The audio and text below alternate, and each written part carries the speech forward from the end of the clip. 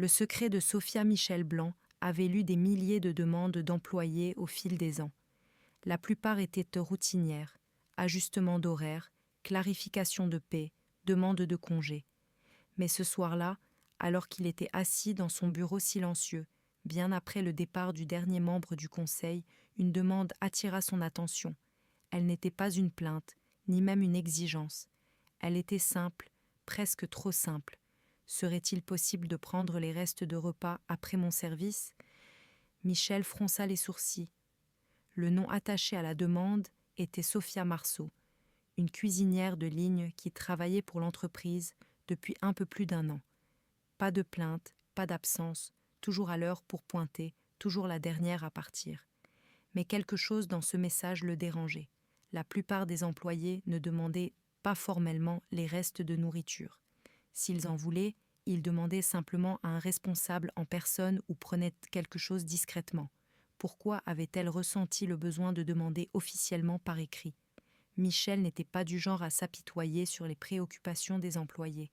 Il était PDG, après tout, son travail était de faire fonctionner l'entreprise, pas de s'impliquer dans les affaires personnelles.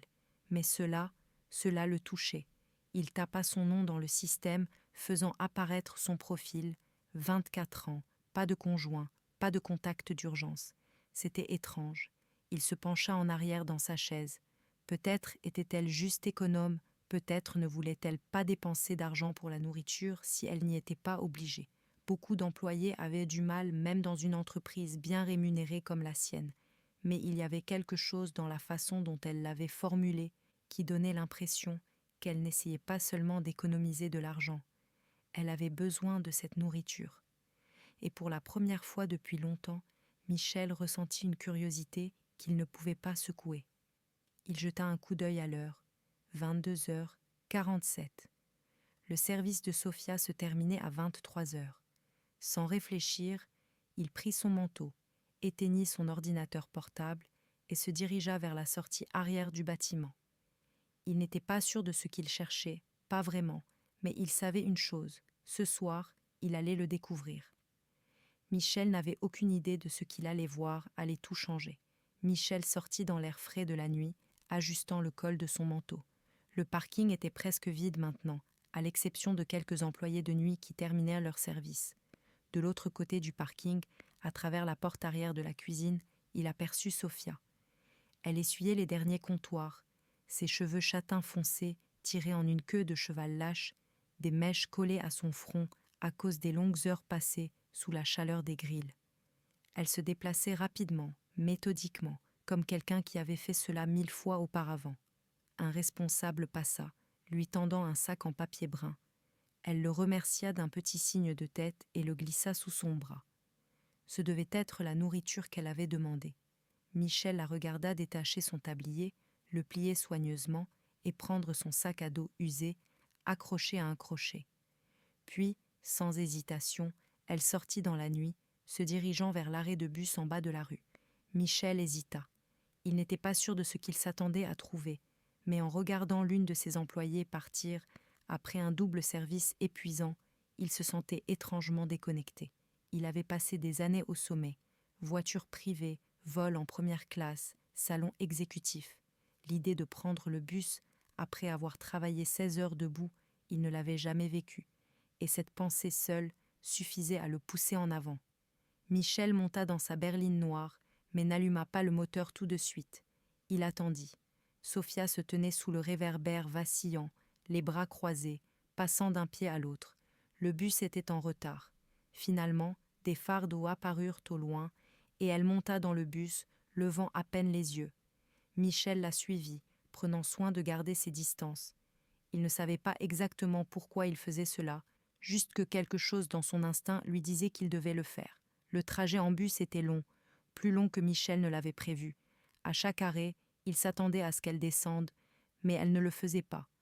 Plus ils allaient loin, plus les rues devenaient inconnues. Les réverbères se faisaient plus rares, les devantures de magasins se transformaient en bâtiments barricadés. La ligne d'horizon de la ville disparaissait dans le rétroviseur, remplacée par des maisons délabrées, des clôtures gîteuses en grillage et des terrains oubliés. Michel vérifia l'heure, 0022. Après près d'une heure, Sophia tira enfin sur le cordon jaune, signalant son arrêt. Michel garda ses distances, se garant à l'extrémité de la rue. Le secret de Sophia Michel Blanc avait lu des milliers de demandes d'employés au fil des ans. La plupart étaient routinières, ajustement d'horaires, clarification de paie, demande de congé. Mais ce soir-là, alors qu'il était assis dans son bureau silencieux, bien après le départ du dernier membre du conseil, une demande attira son attention. Elle n'était pas une plainte, ni même une exigence. Elle était simple, presque trop simple. Serait-il possible de prendre les restes de repas après mon service ? Michel fronça les sourcils. Le nom attaché à la demande était Sophia Marceau, une cuisinière de ligne qui travaillait pour l'entreprise depuis un peu plus d'1 an. Pas de plainte, pas d'absence, toujours à l'heure pour pointer, toujours la dernière à partir. Mais quelque chose dans ce message le dérangeait. La plupart des employés ne demandaient pas formellement les restes de nourriture. S'ils en voulaient, ils demandaient simplement à un responsable en personne ou prenaient quelque chose discrètement. Pourquoi avait-elle ressenti le besoin de demander officiellement par écrit ? Michel n'était pas du genre à s'apitoyer sur les préoccupations des employés. Il était PDG, après tout, son travail était de faire fonctionner l'entreprise, pas de s'impliquer dans les affaires personnelles. Mais cela le touchait. Il tapa son nom dans le système, faisant apparaître son profil, 24 ans, pas de conjoint, pas de contact d'urgence. C'était étrange. Il se pencha en arrière dans sa chaise. Peut-être était-elle juste économe, peut-être ne voulait-elle pas dépenser d'argent pour la nourriture si elle n'y était pas obligée. Beaucoup d'employés avaient du mal, même dans une entreprise bien rémunérée comme la sienne. Mais il y avait quelque chose dans la façon dont elle l'avait formulé qui donnait l'impression qu'elle n'essayait pas seulement d'économiser de l'argent.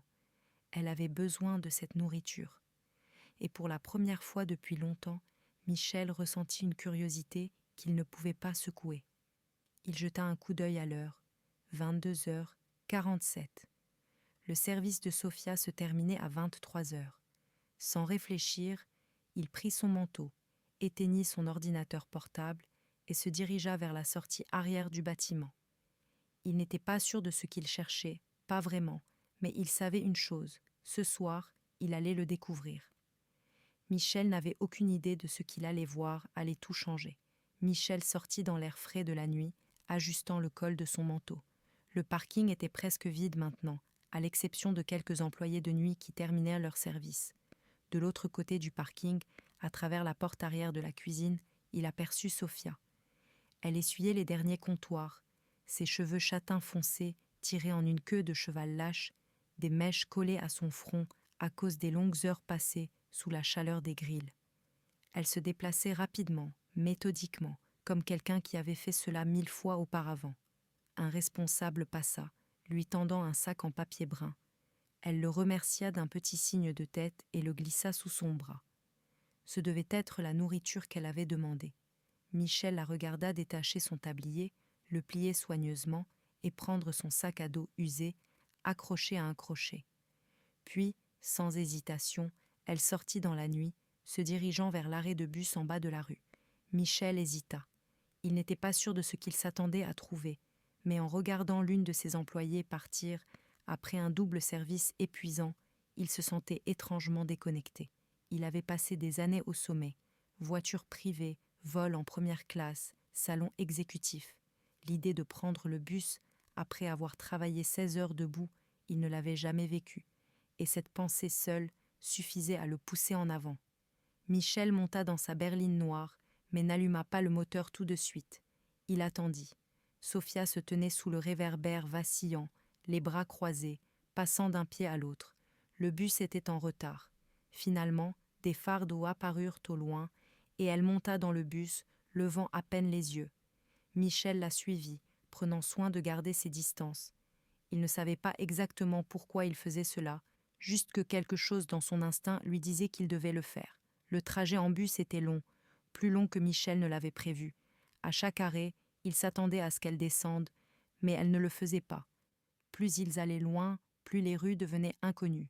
Les réverbères se faisaient plus rares, les devantures de magasins se transformaient en bâtiments barricadés. La ligne d'horizon de la ville disparaissaient dans le rétroviseur, remplacés par des maisons délabrées, des clôtures gîteuses en grillage et des terrains oubliés. Michel vérifia l'heure, 0022. Après près d'une heure, Sophia tira enfin sur le cordon jaune, signalant son arrêt. Michel garda ses distances, se garant à l'extrémité de la rue. Puis l'enfant le plus âgé, un garçon d'environ 10 ou 11 ans, dit quelque chose qui serra encore plus la poitrine de Michel. « Tu as mangé au travail aujourd'hui ?» Michel observe attentivement la réaction de Sophia. Pendant une fraction de seconde, juste une fraction de moment, son visage changea. Pas beaucoup, juste la plus petite lueur d'hésitation, avant qu'elle ne force ce même sourire fatigué et ne mente « Oui, j'ai mangé quelque chose plus tôt. » Le garçon la regarda, peu convaincu, mais il n'insista pas. Il hocha simplement lentement la tête et retourna à sa nourriture. Michel se sentit malade. Elle ne sautait pas seulement le dîner ce soir, c'était une habitude. Elle faisait probablement cela depuis des semaines, peut-être des mois. Et pourtant, elle se levait toujours tous les matins, allait travailler, restait tard et rentrait chez elle avec juste assez pour s'assurer que sa famille n'avait pas faim, même si cela signifiait qu'elle en avait. Michel se pencha en arrière dans son siège, expirant brusquement. Ce n'était pas juste injuste, c'était inacceptable, et le pire, c'est qu'il ne l'avait jamais remarqué. À l'intérieur de la caravane, Sophia se leva finalement, ramassant les assiettes vides. Les enfants poussèrent des bâillements fatigués, s'étirant alors qu'ils se dirigeaient vers une petite alcôve séparée à l'arrière. La grand-mère se déplaça plus lentement, se traînant vers ce qui ressemblait à un fauteuil inclinable plutôt qu'à un lit. Michel plissa les yeux. Ce ne pouvait pas être vrai. La caravane était petite, trop petite. Il n'y avait pas d'espace supplémentaire, pas de deuxième chambre. Il fit un compte rapide dans sa tête. 4 personnes, une pièce, puis il le vit. Un mince matelas, à peine plus qu'un coussin, caché dans un coin, près de la cuisine, une seule couverture soigneusement pliée au bord. Michel déglutit difficilement. C'était le lit de Sophia, pas une chambre, pas même un canapé, juste un mince matelas sur le sol. Après avoir travaillé des doubles services, après avoir passé des heures debout devant un grill chaud, après avoir passé toute la journée à servir des repas à des inconnus, c'est là qu'elle posait sa tête la nuit. Michel en avait assez vu. Il dirigeait une entreprise qui se vantait d'être axée sur la famille.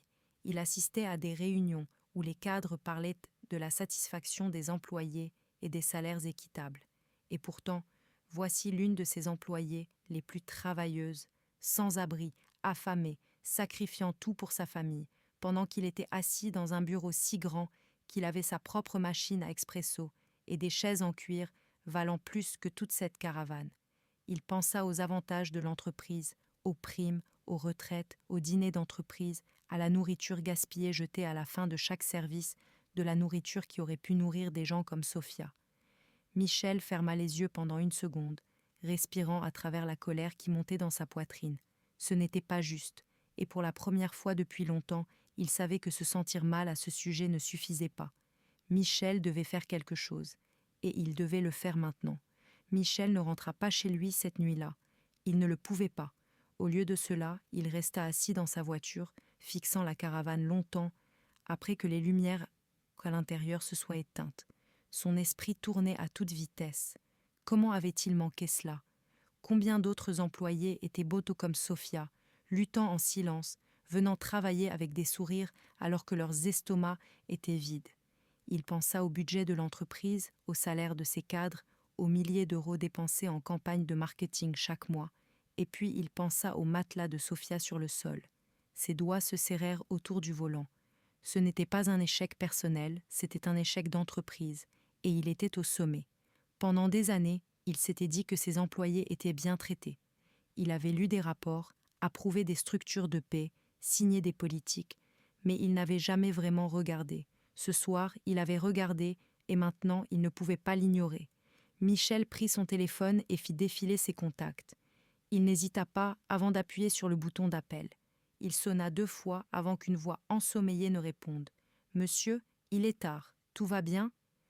C'était son directeur des opérations, la même personne responsable de la supervision des programmes des employés de l'entreprise. « Non, » dit Michel, sa voix ferme. « Tout ne va pas bien. » Il y eut une pause à l'autre bout. « Que voulez-vous dire » Michel jeta un dernier coup d'œil à la caravane avant de tourner la clé dans le contact. Nous devons réparer tout cela. Dès la première heure demain matin. Il n'attendit pas de réponse, il raccrocha, parce que ce n'était pas une discussion, c'était une décision, et Michel ne faisait que commencer. Le lendemain matin, Michel entra dans le bureau avec un seul objectif en tête, le changement. À midi, les politiques étaient déjà en cours de réécriture. Les restes de nourriture n'étaient pas plus facultatifs pour les employés. Ils seraient désormais emballés et distribués quotidiennement aux travailleurs qui en avaient besoin. Les salaires étaient réévalués et ajustés, garantissant qu'aucun employé, à temps plein, n'aurait jamais à choisir entre le loyer et la nourriture. Une assistance d'urgence, un nouveau programme lancé, fournissant une aide financière aux employés confrontés à des difficultés.